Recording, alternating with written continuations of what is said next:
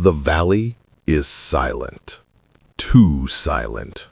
The kind of silence that makes your stomach tighten and your throat dry. It's like standing in the valley of the shadow of death. On one side of the valley stands an army, thousands strong, armored, trained, funded by a king.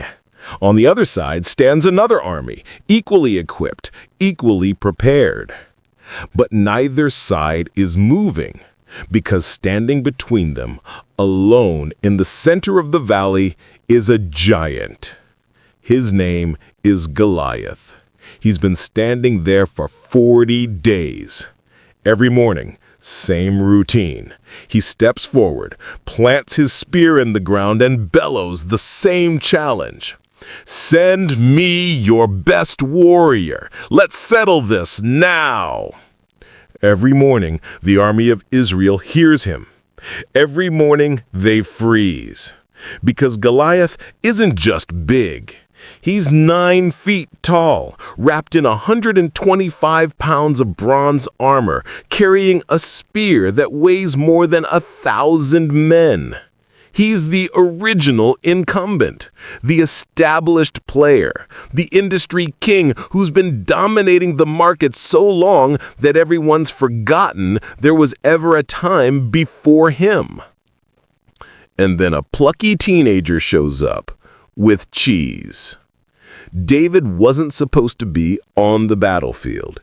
He was running an errand for his father, delivering food to his brothers who were actual soldiers. He was the intern with the lunch delivery. But when he heard Goliath mocking his nation, mocking his God, something inside him snapped. The same thing that snaps in every entrepreneur every single day when they see a problem nobody's solving, an injustice nobody's addressing, a market dominated by giants who've gotten too comfortable and too lazy. I'll fight him, David said. Israel's king, King Saul, tried to help. He offered David his own armor, the royal armor, the best equipment money could buy. The equivalent of today's well-meaning advice. Spend big on Google ads, increase your Meta ads budget, hire a fancy marketing agency, buy the enterprise-level CRM. Sign up for the $5,000 mastermind where someone screams "hustle" at you while standing on a rented Lamborghini. David tried the armor. He strapped on the bronze helmet, the heavy breastplate, the sword. He merely took 3 steps before he nearly fell over, because the armor was built for someone else. Built for a giant like Goliath, built for someone with resources, teams, budgets, and institutional momentum. So David took it all off, and he went back to what he knew worked. 5 smooth stones he had picked up from the stream on his way to visit his brothers. 1 leather sling. Simple, timeless, tested. We all know exactly what happened next because every entrepreneur lives this moment. You stand in your valley of the shadow of death with your simple tools while everyone tells you you're under-equipped, underfunded, underprepared. Goliath sees you coming and laughs. Of course, the giant always laughs because from his perspective, you are a joke. You do not have his massive marketing budget running into the millions of dollars. You don't have his distribution. You don't have his brand recognition or his economies of scale or his network effects. But what Goliath did not know, what giants never always know, is that their size creates blindness. Armor creates slow movement. Dominance creates complacency. And all it takes is one well-aimed stone to the one unprotected spot to bring the whole system down. David picked up 1 stone. He put it in his sling. He aimed. He threw. Goliath fell. Isn't it gloriously ironic that the most famous underdog victory in human history happened because the underdog refused the best practices and went with what actually worked? David didn't defeat Goliath despite ignoring expert advice. He defeated Goliath because he ignored expert advice. 3,000 years later, we're still getting the same terrible advice from so-called business experts. Compete on the giant's terms, use the giant's tools, fight the giant's way. And 3,000 years later, entrepreneurs who refuse that advice are still the ones who win. But there's another story you need to understand.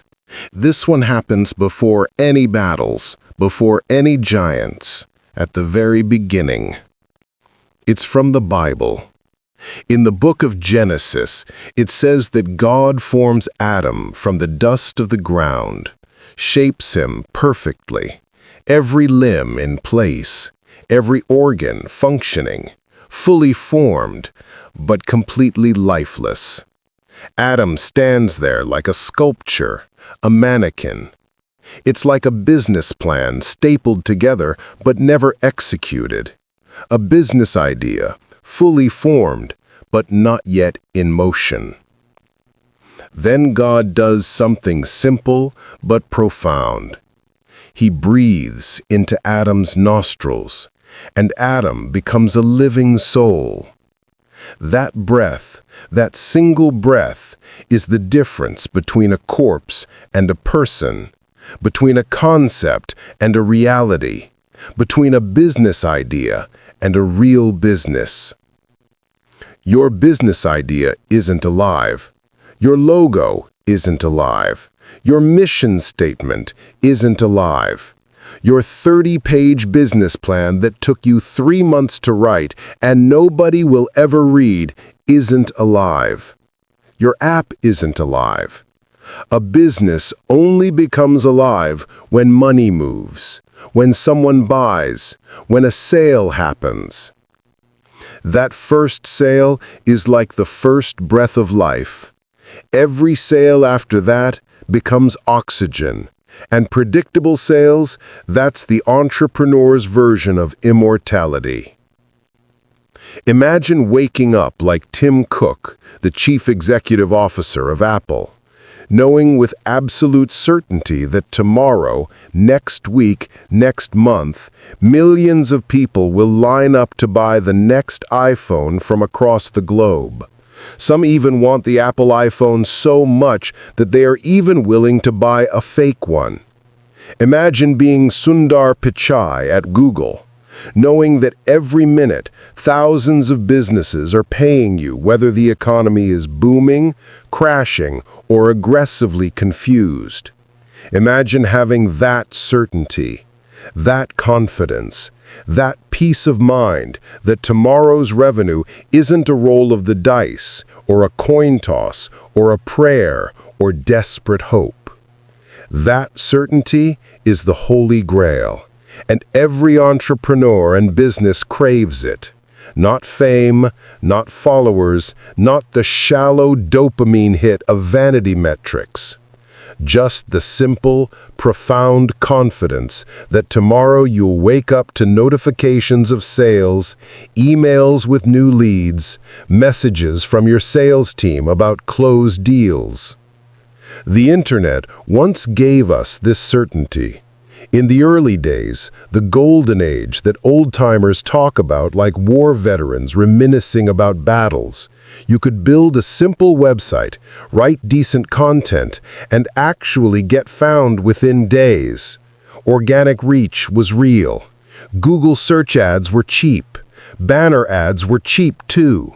Platforms hadn't yet figured out how to extract every dollar from your pocket while giving you less and less in return. Now, the internet is noisy. Platforms are rigged. The game is rigged. You want web traffic? Better bring out your wallet and pay to play. This is not the P2P we were promised by the internet. Every algorithm is a moody teenager with the attention span of a goldfish and the vindictiveness of a reality TV villain. Burnout isn't just common, it's basically a rite of passage now. The badge of honor that proves you're serious about your business, because apparently suffering equals commitment. You do not need to be an oracle to see what happened at the systems level. The internet underwent what economists call rent extraction. Platforms that started as open ecosystems, tools that empowered entrepreneurs and businesses, slowly closed their gates and started charging tolls. Facebook went from free organic reach to algorithmic suppression unless you pay. Google went from create good content to create good content, then pay us to show it to people searching for exactly what you created. The platforms didn't get worse at their job, they got better at monetization. And you, the entrepreneur trying to breathe life into your business, became the product being monetized. That's N-shitification in a nutshell. But here's what most people miss. Here's what the gurus selling you the next shiny tactic don't want you to realize. Here's what makes this moment, right now, in 2025 and beyond, the most important inflection point for entrepreneurs since the internet became mainstream. Generative AI just reset the entire game. You are standing in your valley right now. Your Goliath might be Amazon, or a venture-backed startup fresh out of Y Combinator that just raised $50 million, or an established brand with a century of market dominance, or the platform algorithms that suppress your reach unless you pay, or the burnout that's turned you from an excited entrepreneur into an exhausted shell going through the motions. You are being handed heavy armor again. The king's advisors, the modern gurus, are telling you to spend big, scale fast, hire teams, automate everything, post constantly, engage relentlessly, optimize endlessly. And you are trying it on.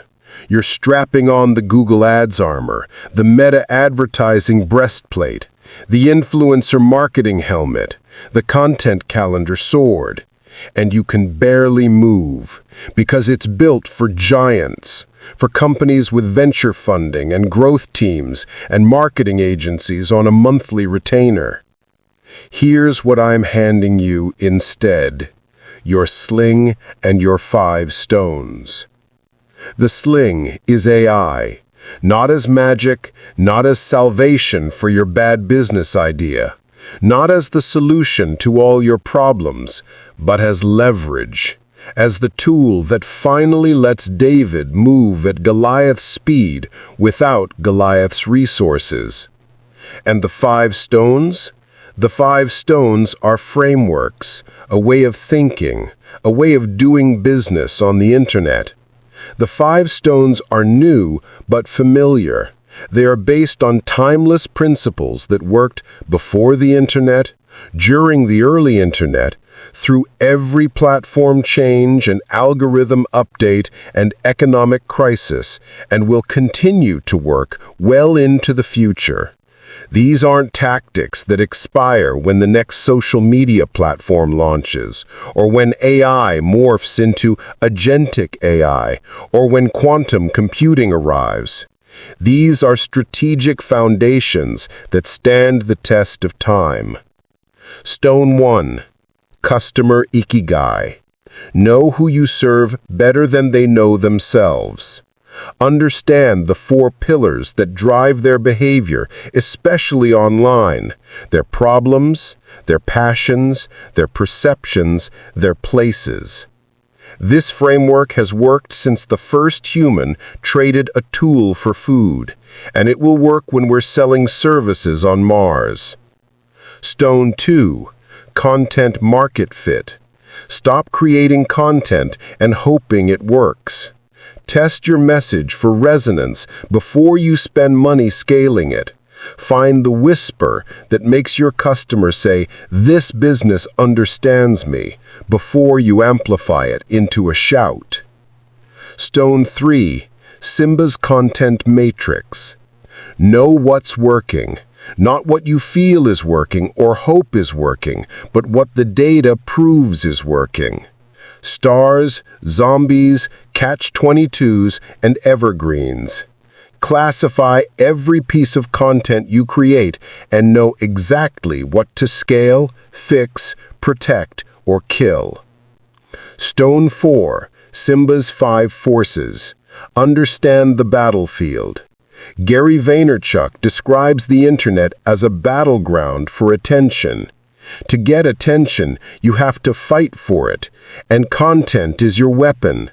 Simba's 5 Forces is 1. The threat of new content drowning out your own. 2. The threat of different content formats making your 10,000-word SEO-optimized blog post obsolete. 3. The competition, direct and indirect, fighting for the same attention.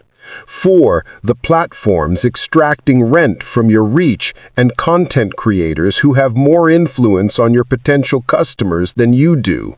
Then the customers, the users, the strangers on the internet who hold the ultimate trump card, all the aces, all the power to ignore you completely.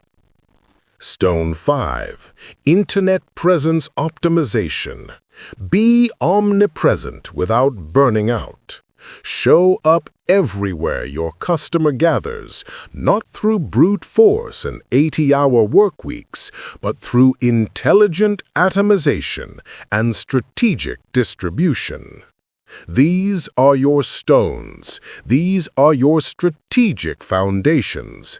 And AI is what lets you throw them with precision at the speed of light. Why now? Why this book?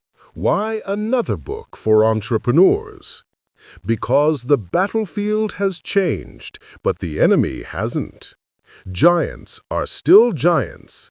Algorithms are still algorithms. Platforms still favor the big businesses. The game is still rigged. But entrepreneurs, you still have something the giants don't. Speed, creativity, courage, human insight, and now, for the first time in human history, access to the same computational power that used to require entire teams. 10 years ago, if you wanted to be omnipresent across 5 platforms, you needed Gary Vaynerchuk's 20-person content team. Today, you need ChatGPT and 65 minutes. 10 years ago, if you wanted competitive intelligence on your market, you needed expensive consultants and months of research. Today, you need the right prompts and 30 seconds.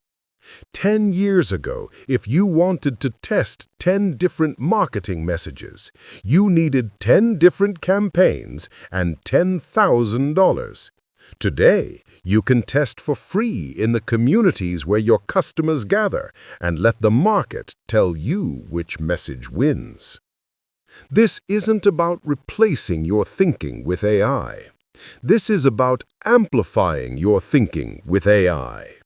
This is about being AI first in process, always asking, can AI do this before you do it manually and burn out? And human always in strategy, always validating AI's output against your customer ikigai, always injecting your voice, always applying your judgment. This is the Centaur model. Human strategy plus AI execution. Sherlock Holmes commanding Watson. The thinking entrepreneur who uses AI as the lever that moves worlds. The gurus are selling you 2 false choices. Either you're a human purist who manually creates everything and burns out within 2 years, or you're an AI slop generator who copy-pastes generic garbage and wonders why nobody engages. Both paths lead to failure. This book gives you the third path, the path where you get Goliath's speed and David's soul, where you work faster without losing your humanity, where you're omnipresent without burning out, where you finally connect your effort to your results instead of shouting into the algorithmic void. By the time you finish this book, you'll have your complete system. Part 1 is your Old Testament, the 5 thinking frameworks that give you strategy. Part 1 is preparation for the arrival of AI. Part 2 is your New Testament. AI has arrived. Now you use AI as an execution tool that gives you speed. You will know how to use customer ikigai to find whispers that resonate instead of guessing what might work. You will know how to test for content market fit for $0 instead of burning your budget on campaigns that flop. You will know how to use AI to audit your entire content portfolio in 30 seconds and know exactly which pieces are stars worth scaling, zombies worth killing, catch-22s worth fixing, and evergreens worth protecting. You will know how to deploy your AI intelligence officer, soon AI agent, to scout the battlefield across all 5 forces and find the hot gates, the narrowed choke points where David can actually win. You will know how to atomize one star piece of content into 50 platform-native pieces in 90 seconds, making omnipresence sustainable instead of suicidal. You will know how to implement the AI first in process, human always in strategy, so you're fast like Goliath, but human like David. And most importantly, you'll know how to breathe life into your business every single day. How to create the certainty that tomorrow you'll wake up to sales, leads, and momentum instead of silence, anxiety, and dread. This isn't another book about AI prompts. This isn't another course about ChatGPT or AI hacks. This isn't another guru telling you to hustle harder while they profit from your exhaustion. This is the playbook for defeating burnout, outsmarting competition, and building a business that lasts. This is David's strategy upgraded for the AI age. This is your fighting chance. The valley is waiting. Goliath is standing there mocking you, telling you you're too small, too slow, too under-resourced to win. The king's advisors are offering you armor you can't move in and tactics that benefit them more than you. But you have something they don't. You have your sling, you have your 5 stones, and you have the courage to use them. David didn't defeat Goliath because he had better weapons. He defeated Goliath because he aimed. Now you have better stones than David ever did. You have frameworks built upon frameworks developed by the greatest strategic minds in business history. You have AI that can execute those frameworks at the speed of thought. You have this complete playbook for being fast and good, strategic and tactical, human and leveraged. But the sling doesn't throw itself. The stones don't aim themselves. The frameworks don't execute themselves. You are the hand. Your thinking is the force. Your willingness to act is what separates this moment from every other moment you've spent reading books, taking courses, and hoping something would change.